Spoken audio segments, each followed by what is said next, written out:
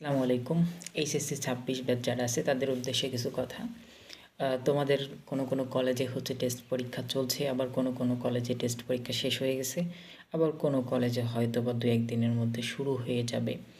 তো সবার উদ্দেশ্যেই কথা, যখন টেস্ট পরীক্ষা শেষ হয়ে যাবে কিছুদিন ৩-৪ দিন যেটাই পারো ব্রেক নেওয়ার পরে নতুনভাবে নিজেকে আবার শুরু করো। অনেক ল্যাকিংস আছে তোমাদের যাদের, সেক্ষেত্রে তোমরা জিনিসটাকে রুটিনটাকে বা নিজের সিলেবাসটাকে এমনভাবে সাজাও যে তুমি আর যা পড়া আছে সেটা তুমি ৩ দিন ৪ দিন পর রিভিশনের জন্য রাখো।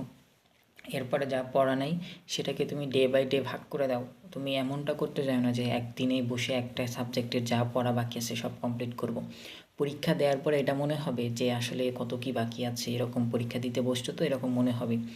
কিন্তু এসব না ভেবে কী পড়া নেই সেটা আইডেন্টিফাই করো। করার পরে সেটাকে ভাগ করে দাও যে তুমি সামনের ৯০ দিন অর্থাৎ ৩ মাস বা ২.৫ মাসের মধ্যে শেষ করবা। তো ধীরে ধীরে সেটা শেষ করো এবং বেশি বেশি করে প্র্যাকটিস করতে হবে। মাস্ট প্র্যাকটিস করতেই হবে।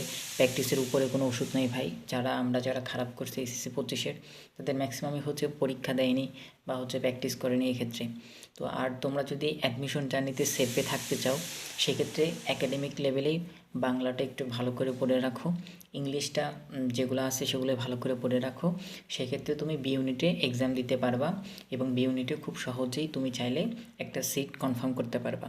তাহলে তুমি সায়েন্সের তো প্রিপারেশন নিবাই, মেডিকেল বা ইঞ্জিনিয়ারিং বা ভার্সিটি, পাশাপাশি তুমি বি ইউনিটের এক্সামটা দিলে একটা আত্মবিশ্বাস পাবো যদি কোথাও একটা সিট হয়ে যায়।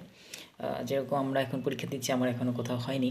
তো আমার এখন মনে হয় যদি আমি বাংলাটা আমি পারি যতটুকু, এটাই যদি একটু প্র্যাকটিসে রাখতাম তাহলে আমি হয়তো বা বি ইউনিটে একটা সিট আল্লাহ চাইলে কনফার্ম করতে পারতাম। কিন্তু এখনও হয়নি, আশা করি সামনে হবে ইনশাআল্লাহ তোমাদের দোয়ায়। তো তোমরা কী করবা, সায়েন্সের সাবজেক্টগুলোতে বেশি বেশি প্র্যাকটিস করো এবং সিলেবাসটাকে ভাগ করে নাও। কয়দিনে শেষ করবা, কীভাবে কী করবা, কোনো হেল্প লাগলে আমাকে হোয়াটসঅ্যাপে নক দিও, সমস্যা নাই। এরপরে হচ্ছে আইসিটিটা যতটা পারা যায় এ প্লাসের জন্য ততটা পড়ে রাখো। আর ইংলিশ আর 4 সাবজেক্ট বলে গণিত জীব বিজ্ঞানকে আলাদা করার দরকার নেই। মনে করো সবই তোমার বউ, সবাইকে আদর করতে হবে, ঠিক আছে? তো এরপরে হচ্ছে কি বলবো, ইংলিশটার যেটা রিটেন পার্ট এটাতে প্রচুর মার্ক, এটাতে একটু সতর্ক হও। গ্রামেটিক্যাল পার্টগুলো দেখো, বেশি বেশি করে কোশ্চেন প্র্যাকটিস করো। এই আর কি, এর বাইরে আর কিছুই না। আর টেস্ট পেপার কেনা নিয়ে অনেকের একটা যে কোনো একটা টেস্ট পেপার কিনে প্র্যাকটিস করলেই হবে। টেস্ট পেপারের সুবিধা হচ্ছে কি, টেস্ট পেপার থেকে টাইপ কমন পড়ে, বুঝছো? এটা একদম চিরন্তন সত্য কথা। অনেকে কি বলবে না জানি না, তবে দেখবা যে হচ্ছে টেস্ট পেপার থেকে যে কোশ্চেনগুলো তুমি সলভ করতেছো এই জায়গাগুলো থেকে কমন আসে। তো টেস্ট পেপার না কিনলে যে এমন ক্ষতি হবে এমনটাও না। তুমি চাইলে বোর্ড বইটা ভালোভাবে পড়তে পারো। বোর্ড বইয়ের অনুশীলনী থেকে কিন্তু একদম এমসিকিউ হুবহু কপি করে দেয়। সেই জন্য বোর্ড বইয়ের এমসিকিউগুলো, অনুশীলনীর এমসিকিউগুলো ভালোভাবে সলভ করবা। এরপরে হচ্ছে এইচএসসির তো জন্য যেটা পারো সেটা সলভ করবা। এর বাইরে কিছু লাগবে না আসলে। আর এত বেশি one shot class, basic class করতে হবে না। কখনো একটা ক্লাস করা থাকলে সেটা যদি নোট করা থাকে সেই নোটটা বারবার রিভিশন দিয়ে তুমি প্র্যাকটিস করো। বারবার একটা চ্যাপ্টারে তুমি জাস্ট নিজেকে প্রশ্ন করো। তোমার জীবনে এমনও ঘটনা হতে পারে যে একটা চ্যাপ্টারে তুমি ৪-৫ বারের বেশি ১০-১২ বার ক্লাস করছো, সেটার নোট তোমার এখনও ঠিক নাই।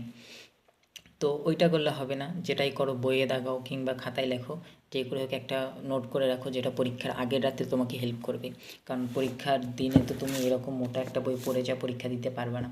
তোমাকে হয়তো বা তোমার নির্দিষ্ট কিছু দাগানো লাইন বা নির্দিষ্ট কিছু টপিকের যেটা তোমার মনে রাখা দরকার, যেটা তোমার জানা দরকার সেটাই তোমাকে আর কি করতে হবে, সাপ্লাই দিতে হবে, তাই না? এটাই আর কি। আর এখন থেকে সিরিয়াস হয়ে যাও ভাই। পরীক্ষা যেহেতু টেস্ট পরীক্ষা দিছো, টেস্ট পরীক্ষাতে বসে তুমি নিজেই বুঝতে পারছো যে তোমার আমল নামে কতটুকু জ্ঞান আছে না নাই। তো সেই আমল নামার জ্ঞানের দিকে তাকাইয়া তুমি তোমার রুটিনটাকে সুন্দরভাবে সাজায় নাও। ভাই এখন পড়াশোনা করে রেজাল্ট করতে হবে। দুই একটা জায়গাতে বা কিছু কিছু জায়গাতে রেয়ার কেস যে দেখে দেখে লেখার সুযোগ আছে, কিন্তু বিভিন্ন জায়গাতে এখন কড়াকড়ি গার্ড দিচ্ছে, ঠিক আছে? এরপরে হচ্ছে তোমার কোশ্চেন প্যাটার্ন চেঞ্জ করতেছে। তো এই জন্য যতটা পারা যায় নিজের সর্বোচ্চ চেষ্টা করা। কেউ যদি এইচএসসির জন্য খুব ভালোভাবে প্রিপারেশন নেয় তার অ্যাডমিশনটা তাদের কাছে অনেক সহজ, অনেক সহজ, অনেক সহজ। ভাই এইচএসসি আর অ্যাডমিশন কোনো দিনই আলাদা না। হয় অ্যাডমিশনে যা বরঞ্চ আরও কম পড়তে হয়, অ্যাডমিশনে গিয়ে বরঞ্চ আরও কম পড়তে হয়, এইচএসসিতেই বেশি পড়তে হয়।